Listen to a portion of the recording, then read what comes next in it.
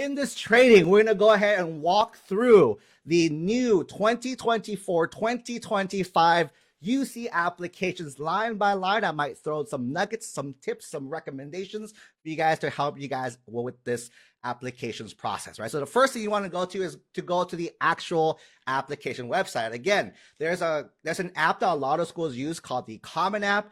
For the UCs, they're special. They use their own app called the University of California application. To go there, go to apply.universityofcalifornia.edu.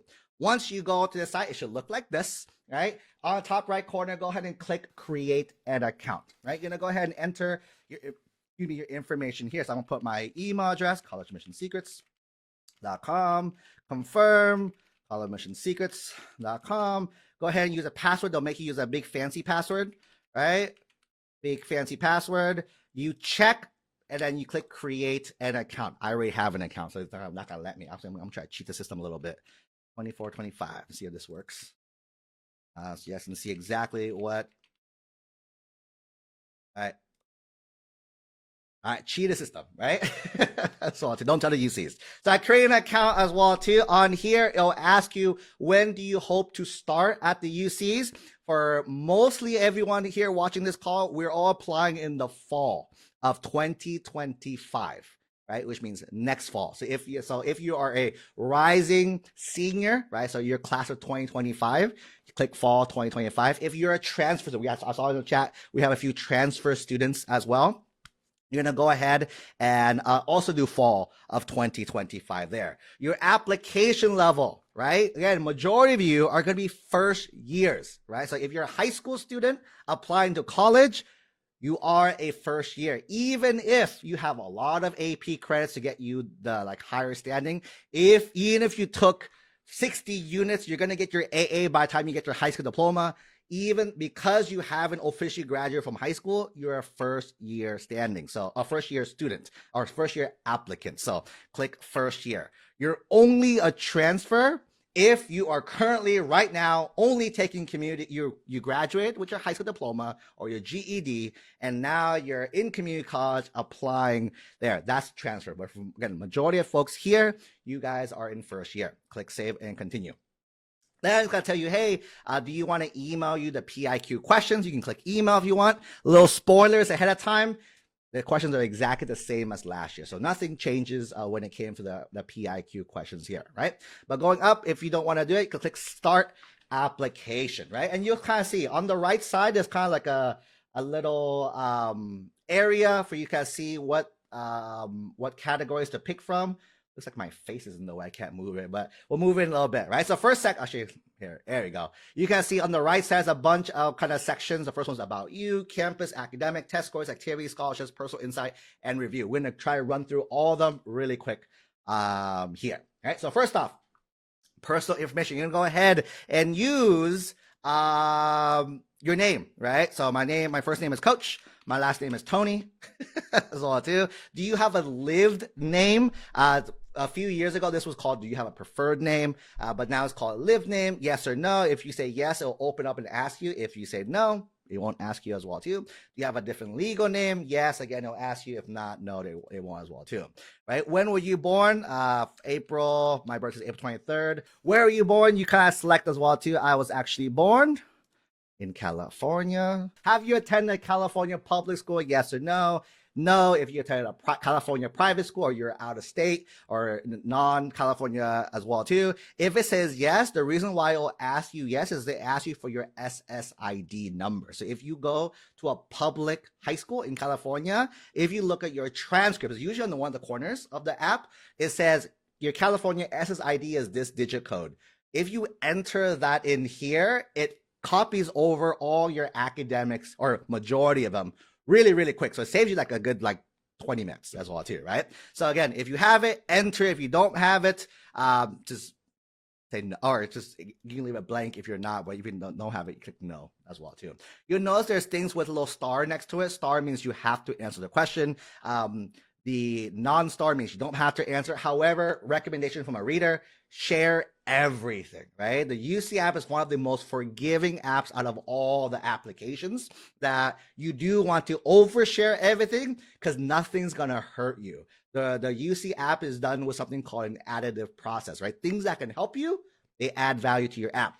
Things that don't help you, they just kind of count it as neutral. So that's kind of the benefits of the UC app itself there. Click save and continue. Next one, what's your home address? Enter your home address there. This is our office. If anyone send me some goodies, you can send me here. Irvine, California, 9614. Right? Is going to send mail? Sure. Send mail here as well too. What is your phone number? And then you enter that number here as well, 949-932-6472. Is this home or cell phone number? Cell phone number. You get text messages, yes or no. Do you have an alternate phone number? And no one has two phones, or very few people have two phones. So you can say yes and add like parents number, guardian's number, someone, probably not a friend's number, but someone related directly to you. So in case they can't contact you, again, realistically, the schools will not contact you via phone 99% of the time, but it's just in case, right? Just in case moments as well too. So I'm gonna say no. Do they want? Can we share information with UC campuses and programs? Right? You can always say yes. There's no harm or hurt. It's not gonna affect your app in any way. Readers don't actually see this either. This is more like, do you want other people to do it to get your information? As a result, you expect to get mailers and brochures and emails and stuff, but a lot of different programs as well too. For me, doesn't hurt. You can always just unsubscribe to it later, right? Authorize, click continue. Next, citizenship, right? So based on kind of what you're at, again, it opens up based on different things as well too. Do you have a social security or an ITIN? Again, enter that as well too. I'm going to say yes. It's going to ask you for my number, 555-123-456, right, as well too. Are you a member of an American Indian or Alaskan tribe? Yes or no? If yes, I'll ask you for which one, right? No. Now here, this is a key point. There's two areas on the app. It asks you for California residency. The first one is for admission purposes. The other one is for tuition purposes. This first one is for admission purposes. So admission purposes is to see, because if you look at the requirements to apply to a UC, right? The minimum UC GPA to apply to a UC is a 3.0 UC GPA. If you are a non-California resident, the minimum is a 3.4 UC GPA. Off topic, do you actually, if you don't make it, is it actually impossible? No. I've actually had a student who got less than that and still got accepted into school. So again, keep in mind, UCs are very, very forgiving. It's just, again, that's kind of where you want to go above, right? That's going to ask you about, and here's a question that I asked you for residency. By the time you attend a UC, would you have graduated from a high school? Yes or no? If you say yes, it'll keep asking you questions. If it says no, it'll keep ask you a few qualifying questions as well too. So for me, I will you have attended school for 3 or more years? For me, yes, I'm done, right? You'll see that each yes, no question will kind of come up with more scenarios as well too. Click save and continue.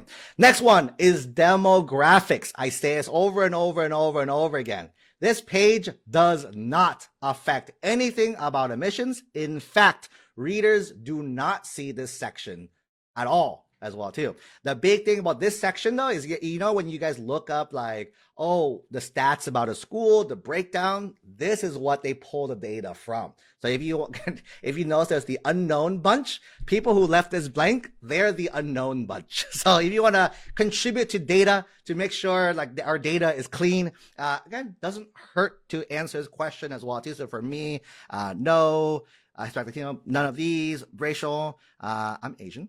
There's Asian, boom, right here, right, as well too. Actually, I am, oh, this is Indian. Vietnamese, there you go. And then gender, sexuality, again, you have to answer these? No, you don't have to. But again, doesn't hurt, and it helps with data is all it is, right?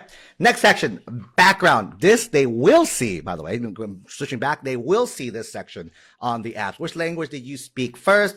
For me, I think I spoke Vietnamese first only. So I wrote Vietnamese only as well. And then tell us more about yourself. Are you married? I am not married. I have children. I do not have kids. Foster care. I am not. When attend UC foreign military? Nope. So me, none of these apply. Are you dependent of military? I am not. So I click no, right? And again, you'll see that questions will, if you answer a certain way, they'll just ask follow-up questions. And again, all this readers will see to keep in mind for their admissions purposes there. Okay. Next one, home address. Who lives with you at permanent? Again, the readers will see this as well too. One parent, two parents. For me, two of my parents here. Next one is income earned, right? So income earned by your parents. This page readers will see. However, people always have like, oh man, if I put a big number, they're going to think X, Y, and Z. Not really. That's not how admission works, right? However, these two data points are useful in one specific scenario, right? So again, if your income plus household number is less than a certain threshold, you actually qualify for 4 free fee waivers, meaning when you apply to the UCs, up to 4 schools is free. And if you apply to number 5, you pay for the cost of number 5. So that's pretty much it, right? Again, this does not have to be an exact number. This is not FAFSA, right? For those of you who think about financial aid, that's FAFSA. You guys, that one opens in October. You guys, with that one, to the penny, needs to be accurate, right? This one, though, rough numbers. They're not going to ding you if you're off by $1 or $2 as well. So again, income put, I'm gonna put numbers so you can see what the fee waiver looks like for those who are doing that. But again, put the accurate numbers in this section here, right? But let's say, for example, 25,000, family of 6. I think that should trigger the the fee waiver as well too. Let's for sure. Let's do 8. Let's for sure trigger the fee waiver as well too, right? And again, keep in mind this is income earned in 2023, this past year there. Okay, continue. Next one, parent information. Again, I mentioned on the last page 2 parents, so it'll ask me 2 parents on this page, right? So for first one's my dad, second one's my mom, and again, when it asks living, it opens up a bunch of stuff as well too. So let's say my dad works. You can enter information, job category, job title, how many years, how much school they have. Again, mom and dad's name. This is dad, Tony. And then is the same address? Yes. And can they send? Sure. Or like again, up to you as well too, because he's not required, right? Same thing, mother. She living as well too. She was actually growing up. She stayed at home. For me, right? How many years stay at home? Put numbers here. Again, I'm skipping through this, but again, you should be actually entering. I would recommend you enter these in, right? So enter information, job title, years at job, highest education. Again, add that as well too. Again, name. This is mommy, mommy Tony as well too, right? And again, same address as your house. She is, sure, why not, right? So enter all the information there. Then next one. This is the page for California residency for tuition purposes. So this sees if you pay in-state tuition or non-California resident tuition, right? So in-state tuition is whatever the price you see in the price tag. If you are a non-resident, they throw a $20,000 tax around. I'm not sure how much it is anymore, but around 20-ish thousand extra per year because you're not a California resident. So again, you just answer the questions as well. Do you want to be evaluated for tuition college for residency for tuition purposes? For me, yes, please, right? And it's going to ask you a few questions. Have you physically been in California last 3 years? I have. Have you attended California high school for 3 years, or will you have graduated from a school in California? I have. Have your parents established home in California last 366 days? They have. Are your parents married? They are. Have they been physically present? Yes. Are they citizens? My parents both are. You acknowledge, and save and continue as well too, right? And so you have all that. Save and continue. Then at the end, you'll see at the end of each, my face is cutting away, right? At the end of each one, there's a review section, right? The review section is going to go ahead and let you kind of see every single thing that you put to make sure it is good to go, right? And once you're good to go, you click continue to the next section. The next section is going to be campuses and majors, right? So the first section is the UC values. Again, read this. Be honest, right? Do you agree to all this? Be honest, integrity, not going to lie on this app. The answer is yes, or you should also acknowledge that and click save and continue. Next one, term and level. Again, we are going to be first years. Again, unless you graduate from high school, left the high school, took community college, took units, and gonna transfer to a UC, then you're a transfer student. But if you are a high school student and you haven't walked across the stage yet with your diploma, you are a first year student itself, right? Click that, save and continue. Next one, Boom. So if you can see, this is kind of what it shows. Again, I put my number so I can for sure qualify for the fee waiver. This is what it looks like, right? It says, hey, you qualify for 4 schools for free. If you, again, don't qualify, you have the regular numbers as well too, right? So again, for me, let me pick the 4 I picked when I applied. These 4, boom, right? You can also pick more, right? So if I pick more, you'll see, like if I pick Davis in there, it charges me per school, right? So those you guys, I'm applying to all 9, right? You're paying per school. This is $400 with the 4 fee waivers. Without the free waivers, that's like $560 for all the UCs itself there, right? Let's say I just want, these schools, right? These 4 schools right here, right? Next one, right? Save and continue. Then on the next page, it's going to ask you for major and alternate majors, right? Your major and alternate majors, right? So what you'll see here, when it comes to major, right? You pick the major that you're looking for. You click this button, and then it usually filters it by college or by category, whatever is easier for you to find, right? So let's say you can go here, you can open up each of these schools. You can kind of see some of these have specialized programs, some of these have different programs. Again, coming into this app, you kind of should have an idea of what it is that you are applying to. Let me be high school Tony and then be a math major like I applied. Let me see, math major. There's applied math, there's regular math. Let's just do regular math as my major as well too, right? Then you can select an alternate major, right? You can select an alternate major. You see that some majors though are only major only, right? So like for example, Berkeley has a special program called the MET. That's you actually getting a degree in business and in engineering, right? It's one of those special hybrid programs as well too. So you can that's your main one only. But again, what's the other major you can do as well too? For those who aren't aware, this is one of the new changes this past, not this year, but it happened start last year.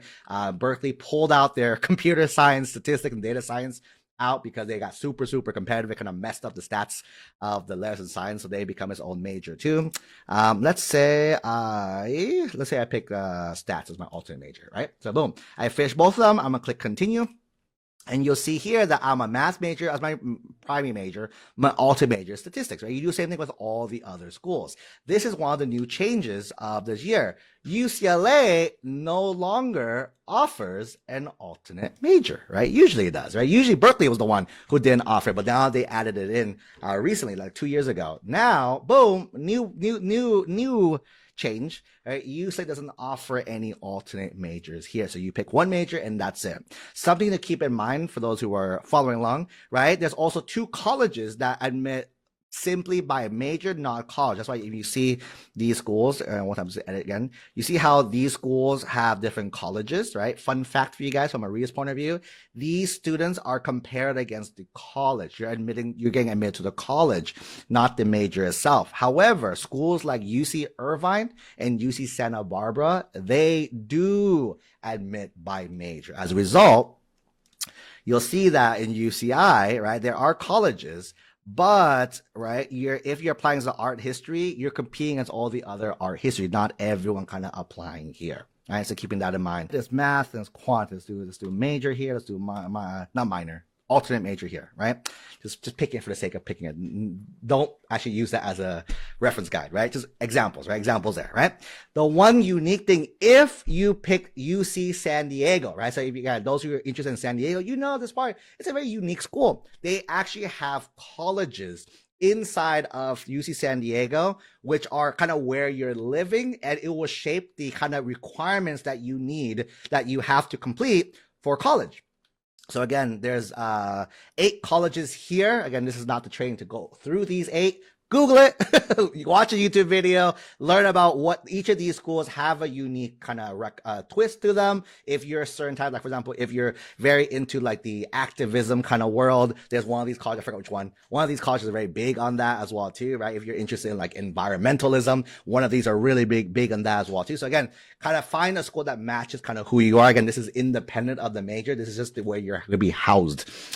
Essentially kind of when you think of it. Again, the ones you want, put them up high. The ones you don't want, put them at the very bottom. Again, ignore I'm just going to do arbitrary ones for here, right? Select majors, and then once you're done with all that, let me choose one just so I don't mess up the, this. Let's see, math. Applied math, save and continue. UC San Diego. Let me do math again.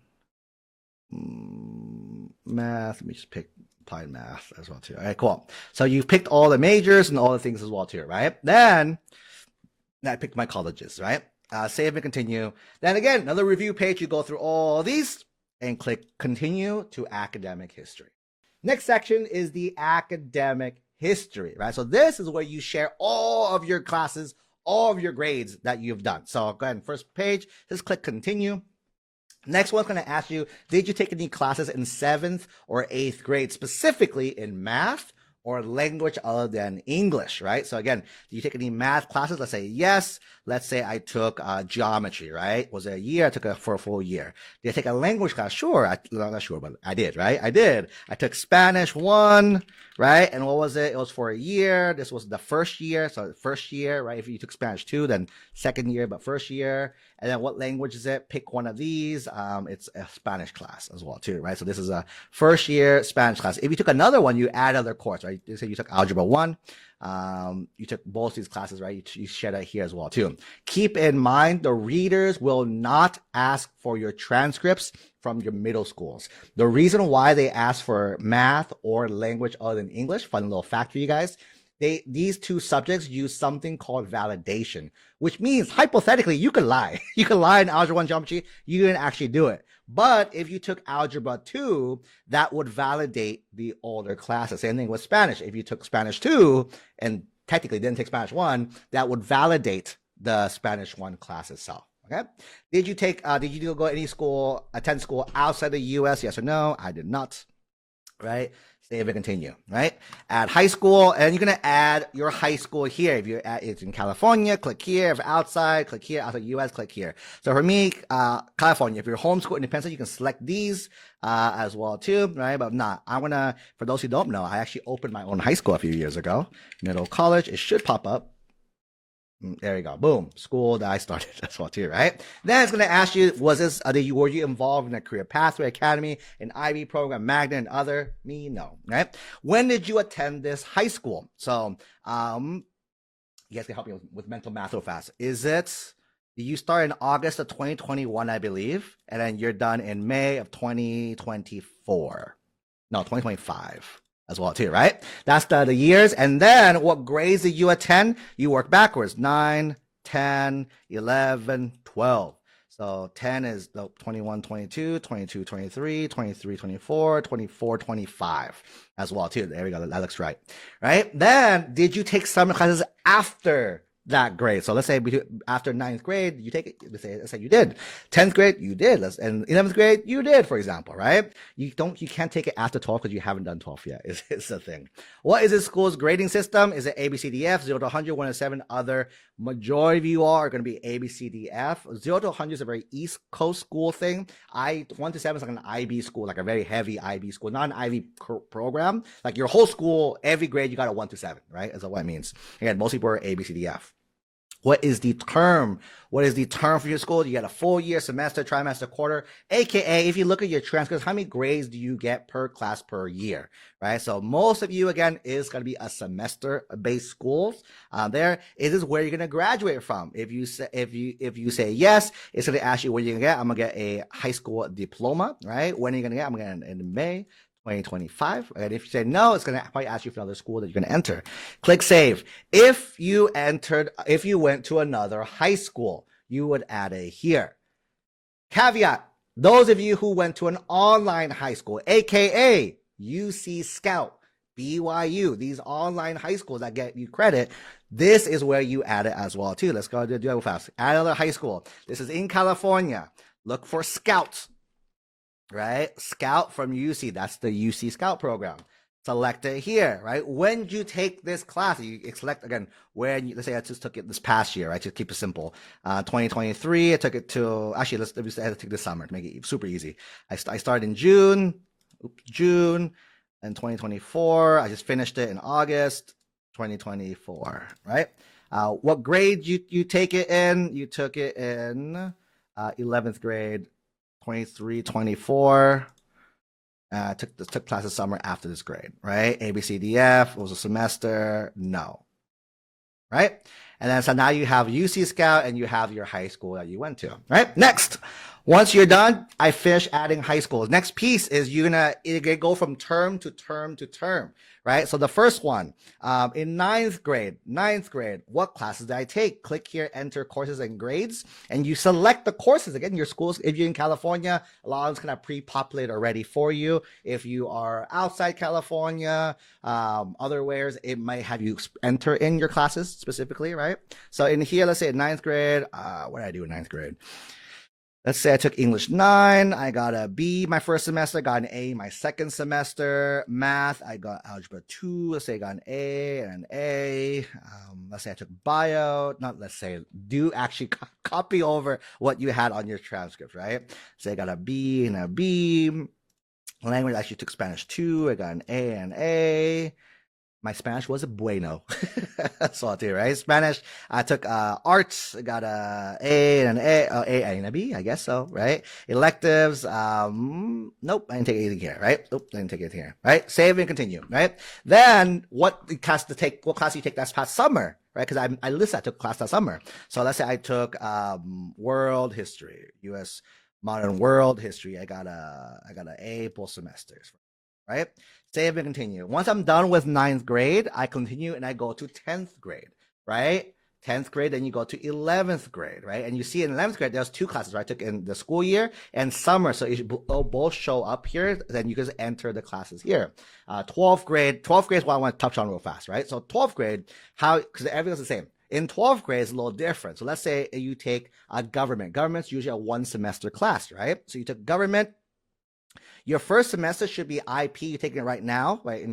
Right now, as in imagine yourself in the fall, like in November, what would you be? It's in progress, IP in progress. Your second semester is grade 2. Am I going to take it? At my school, no, it's only one semester. So I'm going to write no for there, right? But I'm going to take econ, right? Econ is my spring semester. So grade 2 is planned. This semester, first semester is no.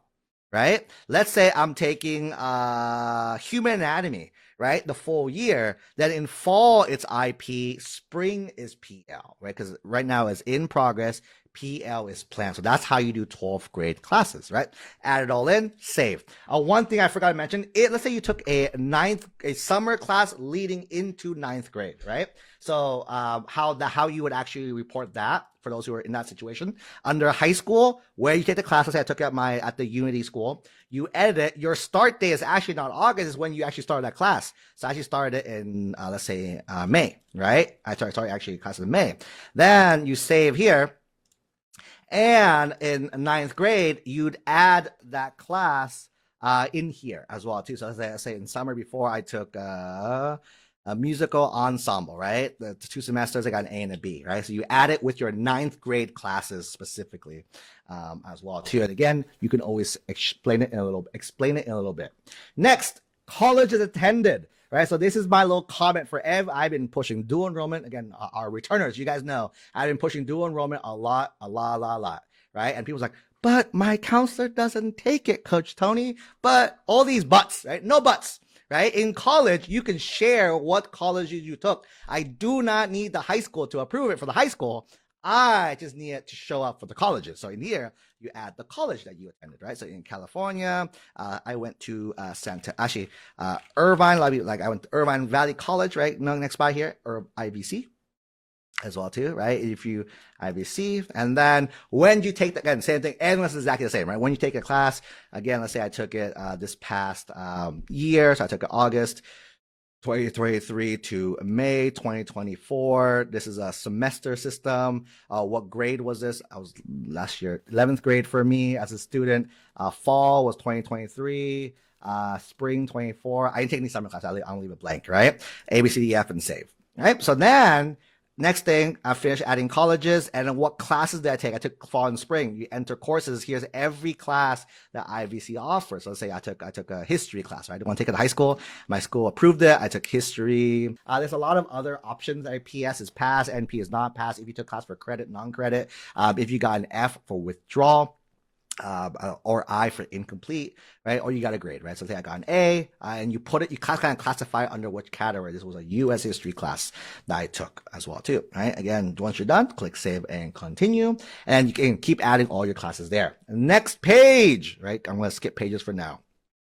It's going to tell me, hey, I'm missing things, right? You can say, I'm no courses to report. It'll mark it as 0, but I'm going to leave it there so I can remember to come back to it, right? It's going to ask you now for academic comments. So you have 550 characters to explain anything in your academics, right? Keep in mind, you do not need to explain a B. People do that. I think it's super silly. Don't explain a B, right? Explain things if there's a trend in your grade. If like, hey, you have A, C, I'm like, that's something that's worth explaining as well too, right? So explaining your schedule. If your schedule's a little awkward, right? Explain that. It's probably a reason for it. Again, we're not defending it. We're just explaining what's happening. Because it's 550 characters, you don't have enough time to go in detail. As a result, short phrases works, right? Blah, blah, blah, period. Blah, blah, period. And then next, blah, blah, blah. Next, blah, blah, blah. Right? As well, too. That's cool. That works for this additional. And you can kind of see it's counting down as I go. Right? That's that. Once you're done, save, continue. Right, I'm going to skip this for now. And then review page. It's going to let you review through every single thing, making sure things are really, really accurate. Again, if you notice, everything here is self-reported. Meaning you don't make things up, right? You're self-reporting everything. You submit them. They're going to take this as truth. They'll get your transcript. You'll be submitting your transcripts after you get in and after you commit to that one school, whatever that one school is. Then next June, once you graduate from high school, then you'll submit your transcript to that one school because the transcript does cost money. They don't want to waste your money. So you submit it to a one school, and the UCs or whatever school you end up going to, they will double check. Did what you say match up to your transcript? What you don't want to happen is your transcripts do not match up to do not match up to the other one. That's a big no. Don't do that, right? But again, double check it, triple check it, make sure this section is good to go. Again, if you add the SSID at the beginning, most of it should be already in there. You might have to add your community college classes, might have to fix a few classes if something happened, like a glitch. But that's pretty much that. That is the end of the academics. Then you move on to test scores. Next section is going to be test scores, right? So test scores, pretty self-explanatory. So the first one is AP exams. Do you take any AP exams? Do you want to submit any AP exams there? You can say yes. If you say yes, it'll ask you what exams you want to enter. Add exam. Have you done it? Are you planning for it? Let's say like you did it already. When you take it, let's say I took it in May of this past year, 2024. Which exam do you take? Let's say I took AP Calc AB. Have you received a score? You should have received a score by now. By the way, if you had watching this live, let's say I got a 5. Let's go, right? Save, right? Any other scores that you've done, right? Yeah. Again, keep in mind, you do have to also send the official score as well too, right? So it's that, right? Let's say you're planning it in the future, meaning you're taking the AP class in senior year. Plan, right? Plan, let's say you're taking it, I'm planning to take my AP BC, because I took AB. Take my BC next year, so in May of 2025, right? And you save. And that's how you do a completed one. And that's how you do a planned one in the future. Okay. And you keep adding as much as you have, right? Next one, any IB exams. If those of you take an IB exam, very, very similar. I'll do one so you guys can see it as well too. I completed, as I took it May as well too. Again, if you don't know what this is, skip it. Not many schools offer this. Let's say I took a languages, was an honors higher level class. I took say it's Spanish, right? Have you seen your score? Yes, I got a 6, right? Max is 7, right? Save, sending in progress, same thing as well too, right? And if you get a IB diploma, select this as well too. Save. Next one. For students who are domestic, means you're in the US, you probably don't need these. But however, if you are like an international student coming to America, you need to take one of these tests, the TOEFL, IELTS, DET, or a subsection of the SE or AC. Keep in mind, these scores will not count for the UCs if you submit it to I slip my grades in. They won't consider that. But for me, I don't even need it. So it's no. And if in international, if you took any like GCSEs, any other classes from any exams from other countries, you report it. If not, I did not know here. Right? And again, another review page. You're good to go. Activities and awards. Next section is the activities and awards section.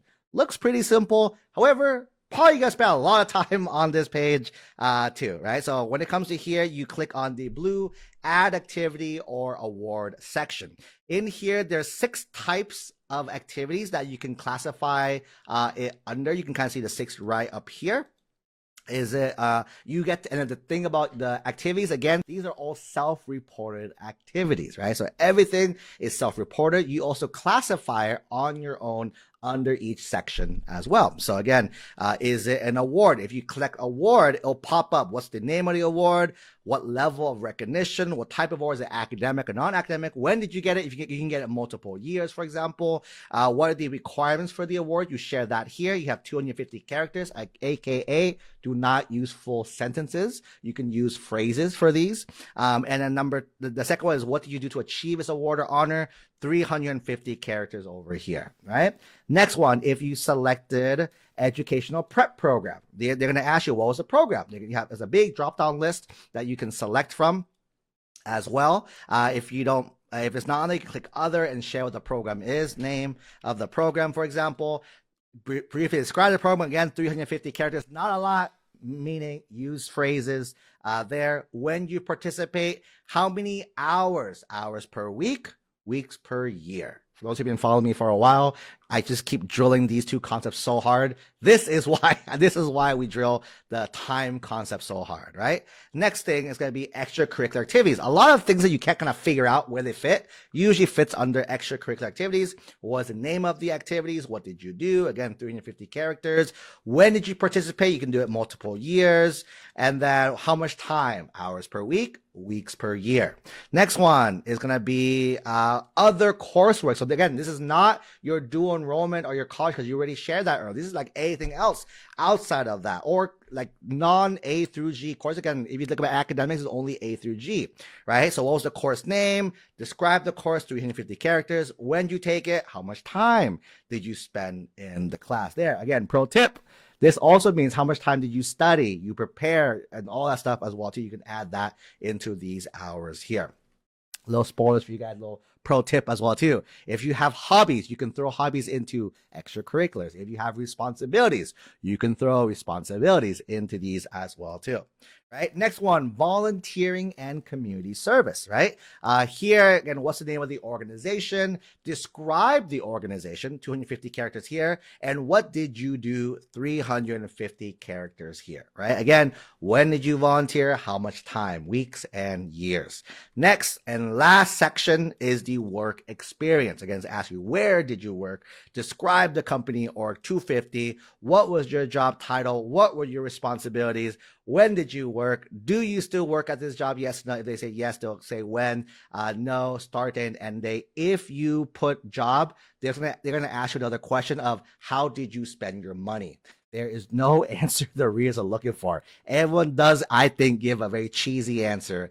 I want to save it. I saved it for college. I'm like, did you really save it for college? As well, I think it's kind of what the realistic brain on me. Again, to be honest, doesn't help you at all. We're just curious. It's pretty much what the readers were told as well, right? For those of you who did internships, a little fun fact, you can throw that under work experience, which I would recommend throwing under work experience as well too, right?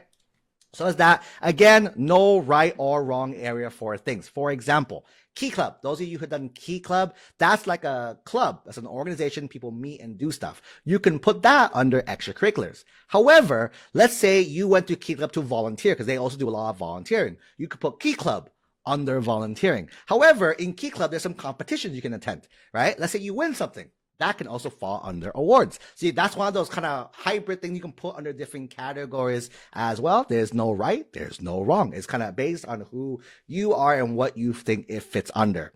Pro tip, there are 20 activity slot openings. The order does not matter.